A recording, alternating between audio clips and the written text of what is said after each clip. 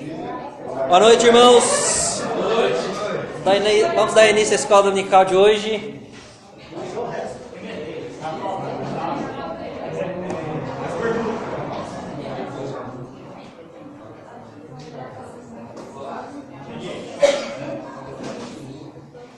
Eu gostaria de começar fazendo uma breve recapitulação dos últimos 3 capítulos, ok?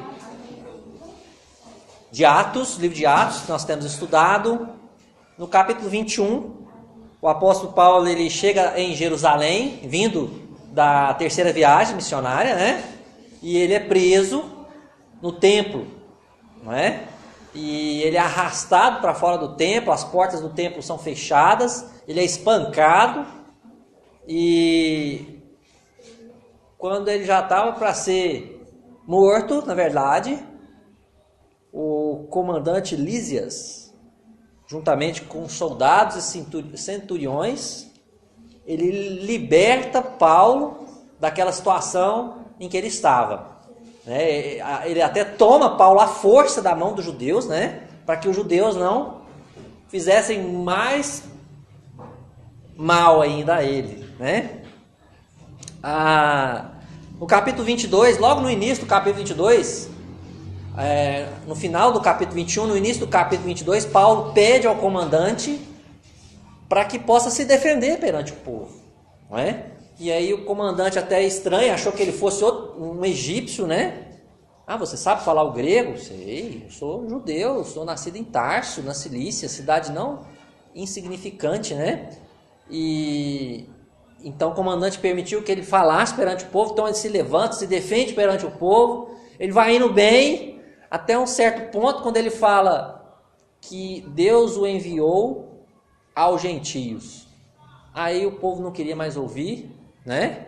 Os judeus não queriam mais ouvir a defesa de Paulo e começaram a partir para cima dele novamente para espancá-lo. Eles tiveram que levantar Paulo, carregar Paulo, para que eles não espancassem Paulo, e levou Paulo para a prisão, né? O comandante levou para a prisão e ainda mandou açoitar. E na hora que eles estavam preparando lá o chicote, ele falou: olha, mas será que vocês têm autorização para espancar um cidadão romano? Né? E aí quando eles perceberam que Paulo não era judeu, não era egípcio, né? Eles pararam, né? Deixaram, na verdade, né? de espancá-lo, comunicaram o comandante deu aquele jeitinho, né? Falou: não, o que é isso? Afrouxou, né, a prisão dele. E aí no capítulo 23, Paulo então ele vai diante do sinédrio da liderança judaica e coloca a sua defesa. E logo no começo, na hora que ele começa a falar, ele toma uma bufetada na cara, né? E aí ele percebe que a coisa estava ficando ruim pro lado dele, e a saída dele foi jogar uns contra os outros, né? Ele falou: olha, eu sou fariseu, filho de fariseus, né? E ele defendeu lá a ressurreição, eu creio na ressurreição. E na hora que ele falou isso, ele sabia que isso ia causar um tumulto entre os líderes judeus, que alguns deles criam na ressurreição e outros não, né? Então eles começaram a discutir entre si e deixaram Paulo por enquanto, até uma nova oportunidade. Então aí o comandante, novamente com aquele tumulto, pega Paulo outra vez, leva ele de novo para a prisão, para dentro, né, da fortaleza, e fica sabendo que tem uma conspiração contra Paulo, né? Então, naquela mesma noite, ele prepara quantos homens? Mais 40, você fala... Não, quantos soldados para proteger, para enviar Paulo? 470 homens. É isso aí, né, irmão? 470 homens para proteger Paulo. Isso aí. E aí ele é deixado na cidade de Cesareia, aos cuidados do governador Félix. Ok. Então nós estamos aqui no capítulo 24. Capítulo 24 vai tratar da audiência de Paulo diante do governador Félix e do veredito do que o governador decidiu, então. Ok? Então, convido você para abrir a sua Bíblia lá em Atos 24, para a gente fazer a leitura. O capítulo hoje é curto, ele é bem resumido, acredito que vai ser bem tranquilo, né, o estudo de hoje. Atos 24. 5 dias depois, desceu o sumo sacerdote Ananias com alguns anciãos e com certo orador chamado Tértulo, os quais apresentaram ao governador Libelo contra Paulo. Sendo este chamado, né, o Tértulo, passou a acusar Paulo, dizendo: Excelentíssimo Félix, tendo nós, por teu intermédio, gozado de paz perene, e também por teu providente cuidado, se terem feito notáveis reformas em benefício deste povo, sempre e por toda parte, isto reconhecemos com toda a gratidão. Entretanto, para não te deter por longo tempo, rogo-te que, de conformidade com a tua clemência, nos atendas por um pouco. Porque, tendo nós verificado que este homem é uma peste e promove sedições entre os judeus esparsos por todo o mundo, sendo também o principal agitador da seita dos nazarenos, o qual também tentou profanar o templo, nós o prendemos, com o intuito de julgá-lo segundo a nossa lei. Mas, sobrevindo o comandante Lísias, o arrebatou de nossas mãos com grande violência, ordenando que os seus acusadores viessem à sua presença. Tu mesmo, examinando-o, poderás tomar conhecimento de todas as coisas de que nós o acusamos. Os judeus também concordaram na acusação, afirmando que essas coisas eram assim. Versículo 10. Paulo, tendo-lhe o governador feito sinal que falasse, respondeu: Sabendo que há muitos anos é juiz dessa nação, sinto-me à vontade para me defender.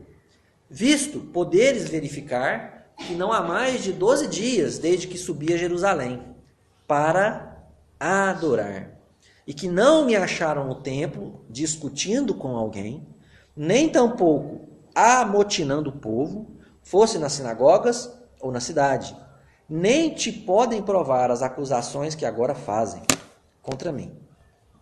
Porém, confesso-te que, segundo o caminho a que chamam seita, assim eu sirvo ao Deus de nossos pais, acreditando em todas as coisas que estejam de acordo com a lei e nos escritos dos profetas,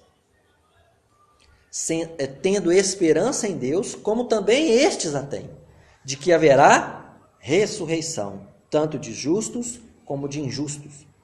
Por isso, também me esforço por ter sempre consciência pura diante de Deus e dos homens. Depois de anos, vim trazer esmolas à minha nação e também fazer oferendas.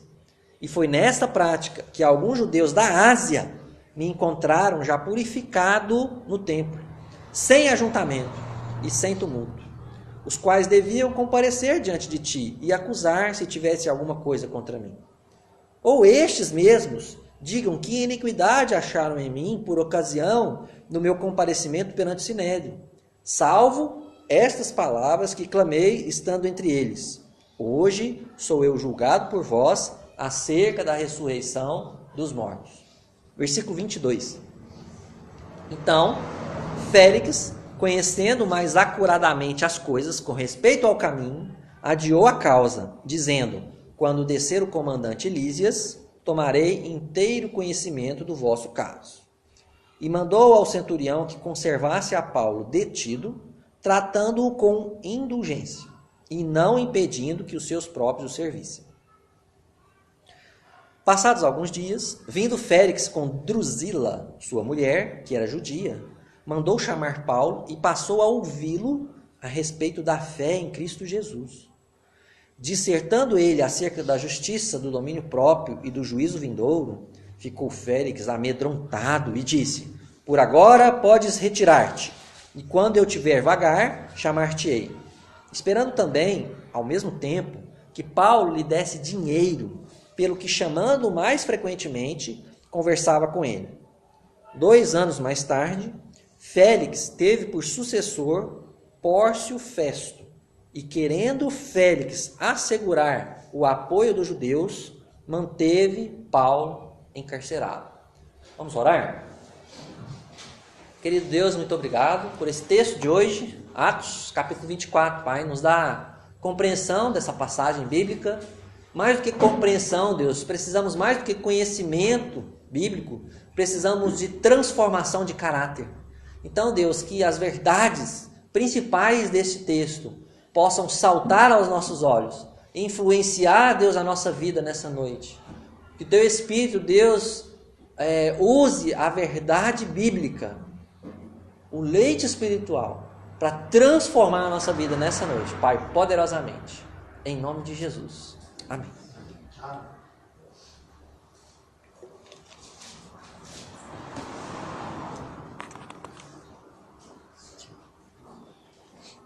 Queridos irmãos, o texto de hoje, ele pode ser dividido em 3 grandes blocos, tá? É o esboço, tá? O esboço do texto. É muito simples. Os versículos 1 a 9, nós temos as acusações feitas contra Paulo, ok? Os versículos 10 a 22, Paulo apresenta a sua defesa, ok? E os versículos 23 até 27, o final, o governador Félix manifesta a sua decisão, ok? Então, começando pelo primeiro bloco, nós vamos começar falando das acusações que foram feitas contra Paulo. Então, vocês notaram aí, vocês leram, nós lemos juntos, né? Que o sumo sacerdote não mandou ninguém para representá-lo, ele foi pessoalmente, né? Isso mostra a importância que ele dava àquele caso.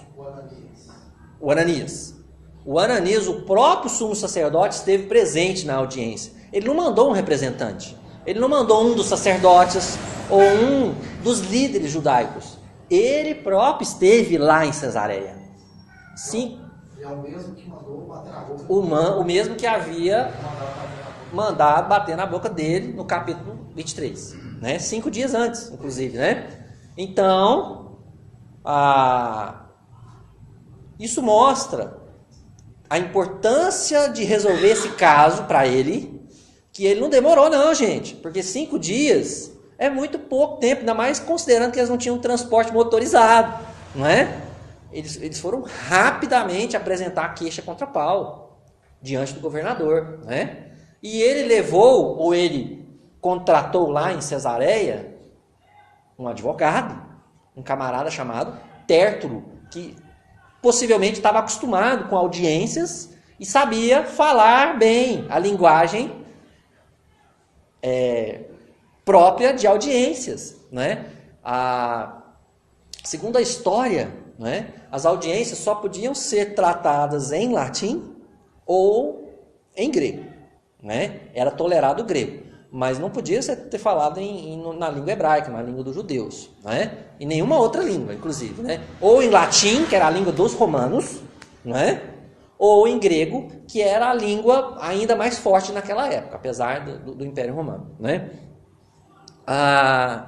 Bom, então os versículos 1 a 4 mostra aquela introdução, né? Aquela bajulação toda do advogado. Oh, há quanto tempo é juiz dessa nação? O senhor tem nos, né, tratado muito bem. É tudo mentira, é tudo bajulação, porque eles não se davam bem. Os judeus com o governador, eles viviam soltando farpas uns com os outros, né? Mas naquele momento de formalidades, né? Era, entre aspas, comum, né, no meio jurídico, essa formalidade, essa educação, né, vamos dizer assim, né? eram políticos, né? De certa forma, né? Então, a partir do verso 5, quais foram, irmãos, as 4 acusações que foram feitas contra Paulo? Uma delas chamou de peste, né? Olha que acusação é essa. Gente, tem base. Isso é uma acusação para você falar diante do juiz. Esse cara é uma peste. E daí? Que tenho eu com isso, né? Mas peste talvez como... peste era antigamente por falar que era uma doença que infestava. Isso, exatamente. Contaminava muita coisa. Talvez nesse sentido, né? Bom, eu vou entrar no detalhe. Não é esse sentido, na verdade, né? É algo importante, sim, Marley. É algo importante. Mas não é bem esse sentido. Daqui a pouquinho eu vou chegar lá, tá? Eu só fiz isso aqui só para quebrar o gelo, tá? Qual foi a segunda acusação? Hã? Agitador da seita. Antes disso. Ele era o quê, Horácio? Promovia sedições, tá? A terceira acusação? Agitador, olha. Agitador da seita dos nazarenos. Eles deram um nome, gente. Eles deram um nome aí, talvez já estava acostumado a tratar os cristãos dessa forma, né? A seita dos nazarenos, né? Que é o cristianismo. Que é o cristianismo, né? E a quarta e última acusação, talvez a mais grave delas. Profanou o templo, ok? Então vamos aqui, ó. Primeira acusação. Ele foi acusado de ser uma peste. A palavra, Warley, peste, a melhor tradução dela seria perturbador. Esse camarada, ele perturba. Por onde ele passa, ele causa perturbação, não é? Tanto é que na sequência ele já emenda uma outra acusação que é a continuação dessa primeira. Ele foi acusado de promover sedições entre os judeus esparsos. Esparsos são espalhados, né? Porque na verdade Paulo estava fazendo as suas viagens missionárias, pregando o evangelho, e lá os judeus que começaram a acusar ele de longe. Não foram judeus que moravam em Jerusalém, na verdade, né? Foram judeus que moravam na Ásia. Promover sedições é ocasionar tumultos, né? Então ele era um cara perturbador, tumultuador. Essas eram as acusações. E isso, aos ouvidos romanos, já começava a ficar assim meio que interessante. Olha, a gente não quer ninguém tumultuando, agitando o povo, não é? Nós queremos o povo tranquilo, não queremos uma revolução, né? Não queremos uma anarquia, queremos os judeus submissos ao governo romano. Então isso foi cuidadosamente planejado, né? Essas palavras foram com certeza escolhidas por esse homem, né? Terceira acusação, ele foi acusado de ser o agitador da seita dos nazarenos, o principal, inclusive, né? Essa palavra agitador, ela também poderia ser traduzida como o herege. Ele é aquele que está separando os judeus, está criando uma seita, está criando uma nova maneira de pensar, uma nova religião, vamos colocar assim, né? Dividindo os judeus, confundindo os judeus, né? E nós vamos ver que Paulo se defende disso daqui a pouco, né? E a última e talvez a principal das acusações é que Paulo seria um profanador do templo, um blasfemo. E olha, meus irmãos, os judeus, eles tinham autorização do governo romano, presta atenção nisso, os judeus tinham autorização do governo romano para executar qualquer pessoa que estivesse dentro do templo judaico e causasse uma blasfêmia aos judeus. Por exemplo, um gentio, alguém que não fosse judeu e não fosse prosélito, não podia ultrapassar o pátio, a área do templo reservada aos gentios. Lá no templo tinha uma área onde os gentios podiam ficar, mas existia uma área mais interna onde somente os judeus podiam entrar. E se um gentio entrasse lá, os líderes judeus tinham autorização do governo romano para executar aquele camarada por blasfêmia, né? E essa foi a acusação.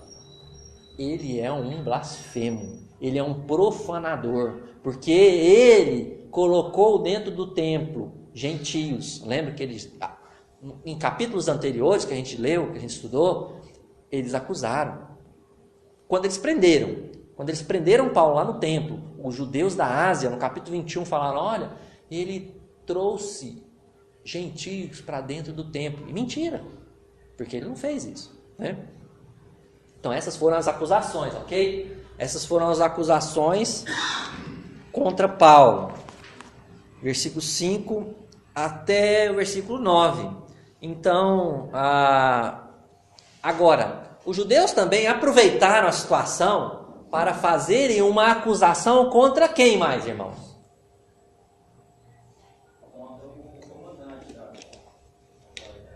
Muito bom, garoto. Queria ter um filho assim, né? Contra o comandante. Eu pergunto, qual foi a acusação que os judeus fizeram contra o comandante Lísias? Lísias estava defendendo Paulo.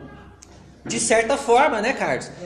Por que que Ele matou nas mãos deles lá. o comandante não deixou que nós executássemos a justiça, porque nós temos o direito de matar qualquer um que coloca um gentio lá dentro, qualquer gentio que entra lá dentro, né? Então, eles fizeram essa acusação, olha só, versículo 6.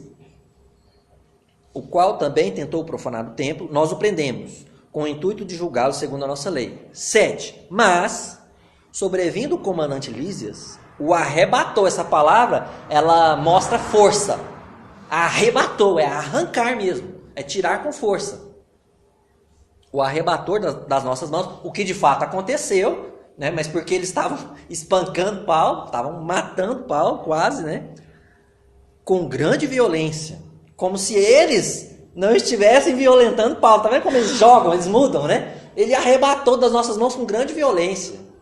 Eles não falaram para o governador que eles estavam batendo em Paulo, né? Com grande violência. 8. Ordenando que os seus acusadores viessem em tua presença. Então, nas entrelinhas aqui, a acusação é, olha, o comandante Lísias, ele impediu os judeus de julgarem Paulo, porque ele tomou Paulo de nossas mãos com violência, né? E segundo a própria lei, permitia que os judeus tratassem de questões como essa, que na verdade não aconteceu, né, irmãos? Paulo não fez nada de errado lá no templo, tá? Beleza até aí? A partir do verso 10, Paulo começa a apresentar a sua defesa. Paulo ele não bajula o governador. Ele faz uma breve introdução e já parte para a sua defesa, né? E como Paulo se defendeu das acusações, queridos? Ele se defendeu uma por uma. O que ele disse em sua defesa? Vamos lá. Ele foi acusado de ser uma peste, um perturbador. O que ele fala sobre isso? Olha, eu não fui em Jerusalém perturbar ninguém. Eu fui para Jerusalém para adorar. Paulo afirmou que foi a Jerusalém para adorar a Deus. Versículo 11. Visto poderes verificar que não há mais de 12 dias desde que subi a Jerusalém para adorar. Presta atenção no detalhe. O que Paulo citou aí nesse versículo 11? Data, tempo. Olha, não tem mais do que 12 dias que eu cheguei a Jerusalém. Então, mesmo que eu quisesse, eu não tive tempo hábil para preparar uma bagunça, um tumulto, não é? Eu fui a Jerusalém adorar a Deus. Nem sequer houve tempo para perturbar a nação, né? Ele fala aí, versículo 11: visto poderes verificar que não há mais de 12 dias desde que subi a Jerusalém para adorar. A segunda acusação que Paulo sofreu foi de promover sedições, tumultos. Aí o versículo 12 ele fala o quê? Olha, alguém lê para mim bem forte, 12. E que não me acharam no tempo discutindo com alguém, nem tampouco amotinando o povo, fosse na sinagoga ou na cidade. Amém. Então Paulo aqui, queridos, ele se defendeu dizendo que ele não era um revolucionário, tá? Olha, eles não me acharam no templo, não me acharam nas sinagogas e nem dentro da cidade, discutindo com ninguém. Eu não discuti com ninguém, né? Eu não amotinei o povo, eu não fiz uma revolta, uma revolução, um tumulto. Gente, vamos nos revoltar contra a lei, vamos nos revoltar contra o templo. Eu não fiz isso, não é? Então, versículo 12. E que não me acharam no templo, discutindo com alguém, não discuti com ninguém, nem tampouco amotinando o povo nas sinagogas ou na cidade. Ok? Essa foi a segunda defesa de Paulo sobre a segunda acusação. Ele fala, versículo 13, nem te podem provar agora. Nem te podem provar as acusações que agora fazem contra mim. Estão só falando. Não podem provar, né? Aí acontece um fato interessante. Porque a terceira acusação foi o quê? Foi que ele era o principal agitador da seita dos nazarenos, né? Então Paulo, nesse ponto, é interessante, né? Como a Bíblia, ela narra a verdade. Não tem como a gente falar que a Bíblia é mentirosa, porque se alguém quisesse ser tendencioso, também falaria, Paulo também teria falado, não, eu também não sou agitador da seita dos nazarenos, nem conheço esse tal de Nazareno, né? Mas não, ele falou, olha, porém, versículo 14, confesso que segundo o caminho a que chamam seita, assim eu sirvo. Olha a jogada de Paulo, olha a inteligência de Paulo, o Espírito Santo, né? Eu sirvo a Deus de nossos pais. Ele se incluiu com os judeus agora. Ele estava falando para um governador romano. E ele falou, olha, nós servimos, nós somos da mesma nação, da nação do Deus de Israel. Embora eles estão cegos, né? Para muitas coisas, né? E aí ele fala, 14, que segundo o caminho a que chamam seita, assim sirvo o Deus de nossos pais, acreditando em todas as coisas que estejam de acordo com a lei. E a lei e os profetas são o que, meus irmãos? O Velho Testamento, os escritos, né? Acredito em todas as coisas que estão de acordo com a lei e os escritos dos profetas, né? E aí ele conclui, olha só, tendo esperança em Deus, como também eles têm, só que sem entendimento. Eles têm esperança em Deus, mas sem entendimento, sem a compreensão correta das Escrituras, né? De que haverá ressurreição. Olha, parece que ele dá mais uma cutucada, né? Tanto de justos quanto de injustos. Daniel 12 fala isso, né? Que Deus vai ressuscitar alguns para a justiça eterna e outros para a vergonha e horror eterno, né? Então, Paulo ele se defende dizendo que ele não negou liderar a seita dos nazarenos. Ele não falou, eu não sou esse cara, né? Ele não negou. Ele reconheceu que servia ao Deus dos judeus, crendo na lei e nos profetas, inclusive na ressurreição. Então ele falou, olha, eu sou sim um servo de Deus. Esse caminho que eles chamam de seita, eu faço sim, eu sigo tudo que está de acordo com a lei e com os profetas, né? Deve ter dado meio que um nó na cabeça do governador, mas vocês estão no mesmo time ou vocês estão no time contrário? Como que é isso, né? E por último, ele foi acusado de profanar o templo. E aí Paulo diz,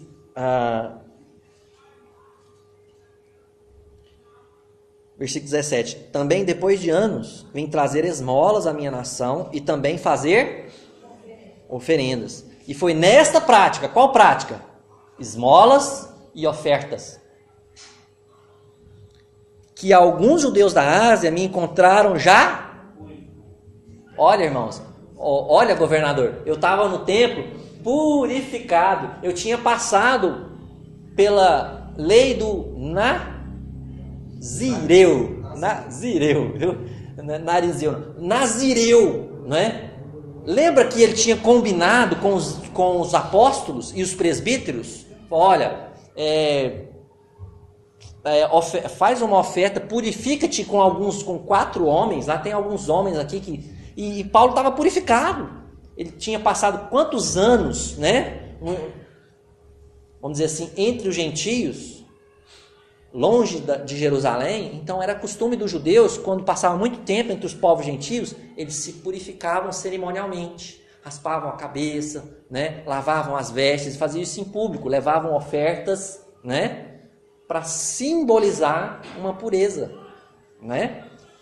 E Paulo estava desse jeito. Quer dizer, eu não estava profanando o templo, não. Eu não profanei nada. Eu estava purificado dentro do templo, com ofertas e esmolas, né? Paulo então se defende aí, queridos. Tá? Beleza. Esse é o segundo bloco, né? E no final aí Paulo desafia. Então que eles possam dizer em o versículo 20, ou estes mesmos digam que iniquidade acharam em mim. Qual é o meu pecado? O que eu fiz de errado? Eles que digam. Os judeus da Ásia não estão aqui, né, para me acusar, então esses que estão aí que digam, cadê o pecado? O que tem de errado em mim? Né? Beleza. Terceiro bloco, nós vamos para a decisão do governador Félix. Aí eu pergunto para vocês, o que ele decidiu? Decidiu deixar ele preso e os familiares sustentaram. Deixou ele preso e que alguns amigos o servissem. É uma prisão assim meio que domiciliar. Tornozeleira eletrônica, né? Ele estava de tornozeleira eletrônica. Mais ou menos isso, né? E por que ele fez isso? Muito interessante, irmão. Correta a sua visão, né? Mas ele fala o seguinte aqui no versículo 22, ele fala: então Félix, conhecendo mais acuradamente as coisas com respeito ao caminho, adiou a causa, dizendo, ele disse uma coisa em público: quando descer o comandante Lísias, tomarei inteiro conhecimento do vosso caso. Por que será que ele disse isso? Gente, quem foi que escreveu uma carta para o governador? O próprio comandante, certo? O que o comandante disse com toda clareza naquela carta? Não achou culpa dele. Nem para a morte e muito menos para prisão. Ele é inocente. Mas como o comandante não estava lá, né? E ele se viu numa situação embaraçosa, por quê? Porque ele tinha informações de alguém de confiança, que era o comandante, de que Paulo era inocente. Os judeus fizeram um monte de acusações sem provar nada. Paulo se defendeu e ele achou melhor não decidir. Ele achou melhor adiar a decisão, empurrar a situação, né? E por quanto tempo ele manteve Paulo preso? 2 anos. Até o último dia do governo dele. E versículo 27 fala por que ele deixou ele preso até o fim. Alguém lê o versículo 27, por favor. 2 anos mais tarde, Félix teve por sucessor Pórcio Festo. E querendo Félix assegurar o apoio dos judeus, manteve Paulo... Opa! Querendo Félix o apoio dos judeus. Ele não queria que os judeus se voltassem contra ele. Porque se ele soltasse Paulo, os judeus iam se voltar contra ele. Bom, vamos fazer o seguinte. O Paulo, como se diz, né? Eu deixo ele por aqui, vocês ficam por aí e tá tudo bom para ambos os lados, né? É lógico, menos para Paulo, né? Então foi isso que ele fez. Foi isso que ele resolveu fazer. Né? Ainda queria mais, né? É interessante isso. Eu vou chegar lá, peraí. Então, ó, ele resolveu adiar a decisão. Eu ia escrever assim, ele resolveu não resolver, né? Mas ele resolveu adiar a decisão. Naquele primeiro momento, né? Naquele primeiro momento ele resolveu adiar, né? Qual contato Félix teve com Paulo após esta audiência? Agora vem uma parte muito prática, muito importante pra gente. Através da mulher dele. Quantas vezes Paulo teve contato com Félix? Foi só aquela vez? Vamos lá. Não foi. Quantas vezes mais?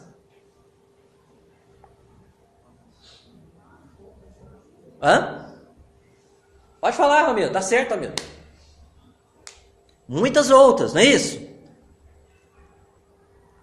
Olha o que diz aí o versículo 26. Esperando também ao mesmo tempo que Paulo lhe desse dinheiro, pelo que, chamando-o mais frequentemente, conversava com ele.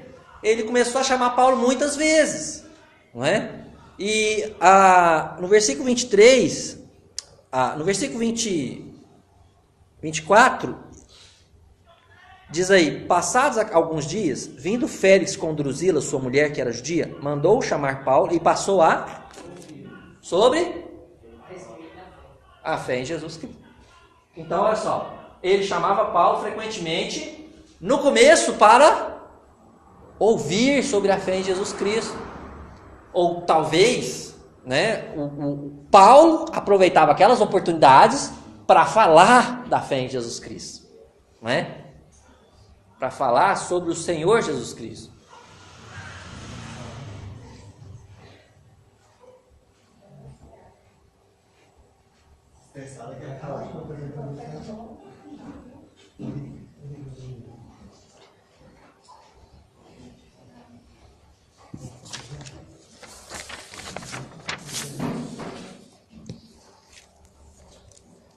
A gente leu aí o versículo que fala que o tal de Félix esperava até o que de Paulo, gente? Dinheiro. Propina. Olha, gente, não tem nada de novo nesse mundo, né? Tudo se repete, né? Lá em Eclesiastes fala sobre isso, né? Não há nada de novo debaixo do céu, né? Então, Paulo, o que você falou, cara? Paulo estava quebrado? Mas veja bem, Paulo tinha amigos, companheiros de trabalho, né? Que podiam, alguns deles podiam ter recursos financeiros, podiam ajudar, né? Mas Paulo não fez isso, né? Paulo ficou lá todos os dias que Deus escolheu para ele, né? Beleza, irmãos? Nós temos algumas aplicações interessantes aqui, tá? Antes eu quero só falar de um versículo. O versículo 16. Alguém lê para mim, por favor, bem forte.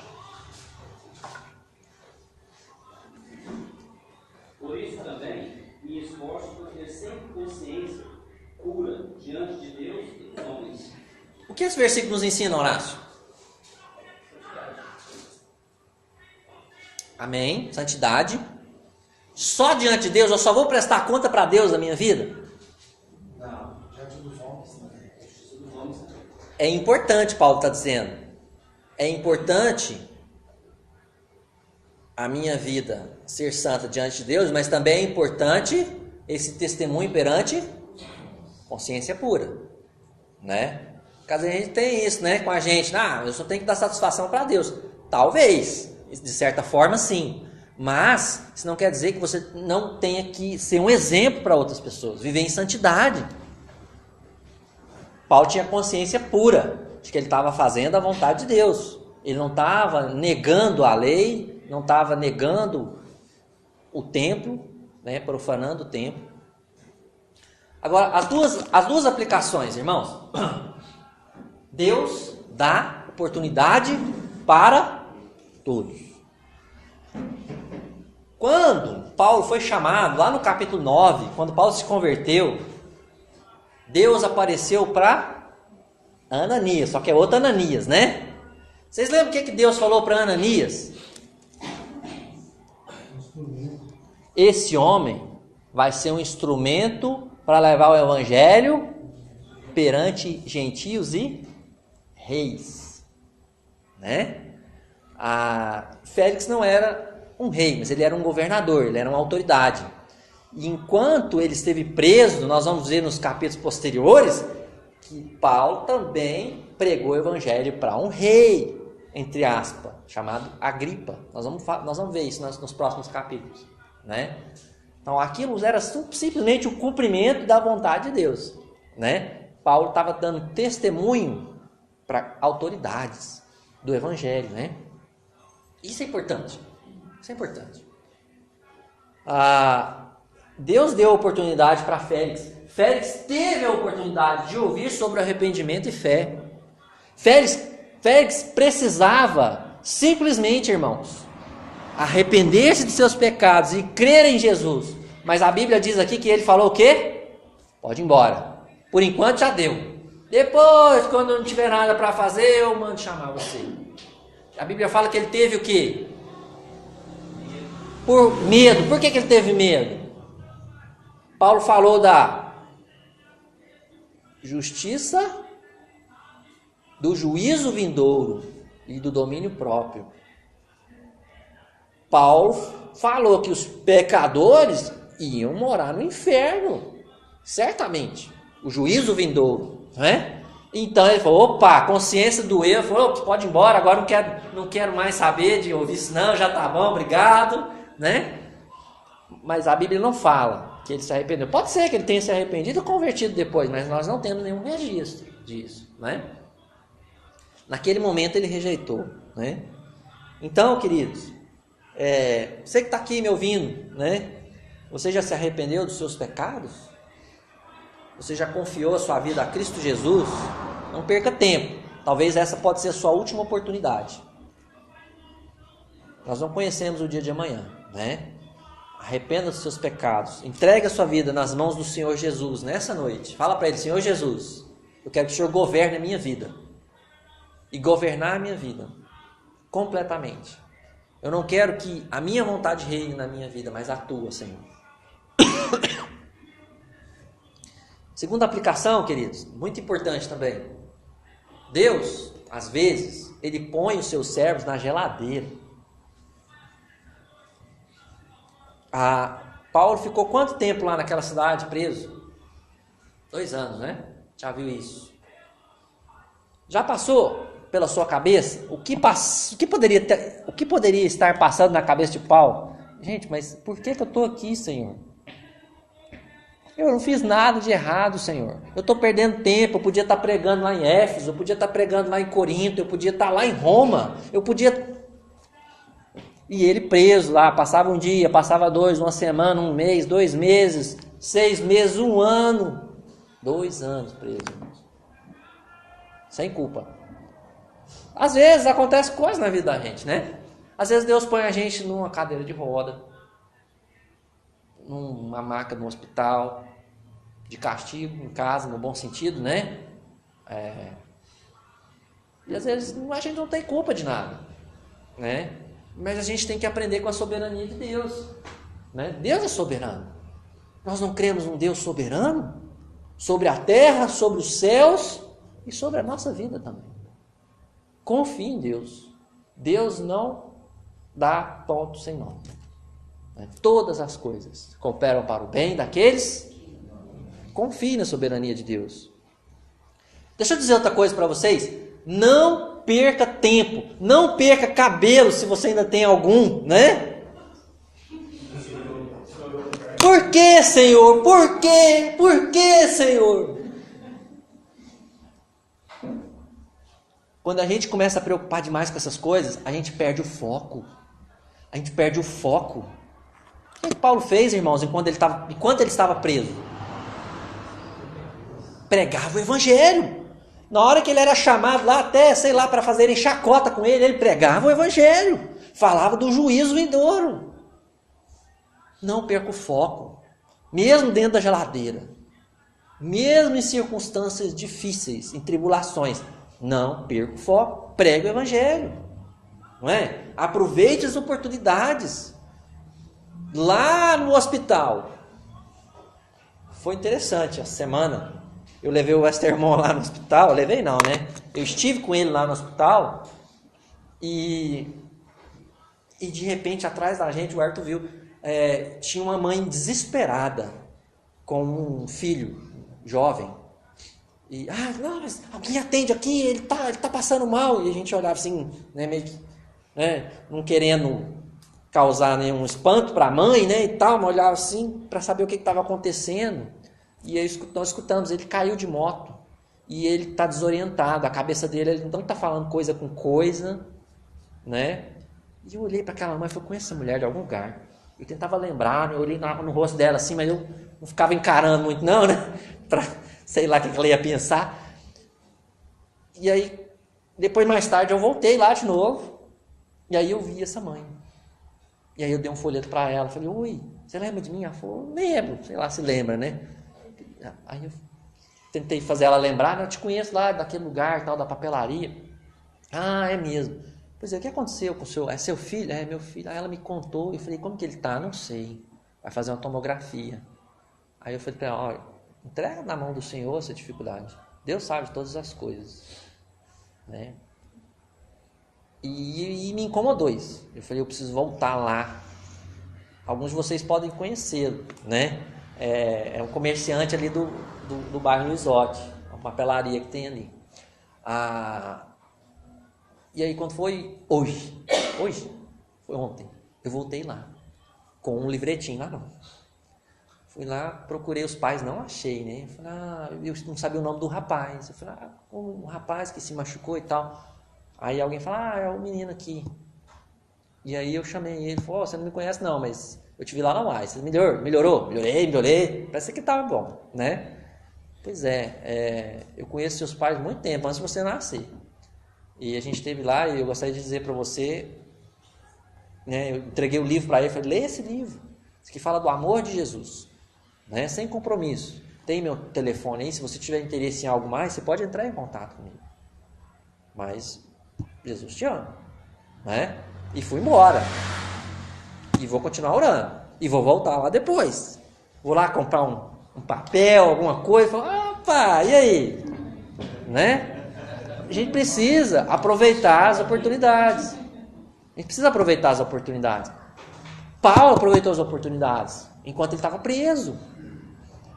Não importa a situação que a gente se encontra, se a gente está consciente, aproveite as oportunidades. Ok? Faça como Paulo. Outra coisa, irmãos, enxergue a graça de Deus. Porque às vezes quando a gente está vivendo a adversidade, é tudo ruim. É só murmuração. Porque isso, porque aquilo. Olha, Paulo, mesmo naquela prisão, ele foi beneficiado. Porque o governador mandou que tratassem Paulo com gentileza. Ele podia receber visitas, ele podia conversar com seus amigos, ele podia ser bem tratado, ele não foi maltratado, ele não estava no calabouço. Era uma prisão, talvez domiciliar mesmo, era uma prisão mais tranquila, né? A gente não tem detalhes, mas tratem-o com indulgência, não maltratem ele. Nem corria risco de morte igual lá. Sim, ele estava seguro ali, né? Então, a gente às vezes tem que enxergar que tem situações muito piores do que a nossa, e que mesmo nas dificuldades, Deus está nos dando bênçãos ali, Deus está nos protegendo de um mal maior, né? Então a gente precisa enxergar a graça de Deus, né? Gostaria de encerrar dizendo, submeta-se, porque Deus às vezes põe a igreja na geladeira, não só nós como indivíduos, mas nós como comunidade. Ele põe a igreja inteira às vezes na geladeira, né? Eu quero desafiar a igreja, submeta-se à vontade de Deus, soberana, não é? Aprenda a servir a Deus com alegria, mesmo nas dificuldades, irmãos. Mas eu não dou conta, quando a coisa está difícil eu não dou conta. Olha para Deus. Deus, por que o Senhor me pôs aqui? Com algum propósito. Então, aproveite a oportunidade. Ok? Vamos orar? Querido Deus, obrigado por esse texto. Obrigado porque o Senhor cuidou de Paulo. Deus, naquele tempo, foi um tempo onde o Senhor deixou ele sobre a proteção daqueles judeus que queriam matá-lo. O Senhor usou, Deus, o governo romano para protegê-lo. Mesmo Deus que ele não fez nada, Deus, para estar preso, mas ele aproveitou as oportunidades, querido Deus. Ele pregou o evangelho do Senhor Jesus. Ajuda-nos, Deus, a olharmos para as circunstâncias difíceis. Não ficar questionando, Deus, a tua vontade, mas aproveitar as oportunidades. A não perder o foco, Senhor. A enxergar a tua graça. Em nome de Jesus.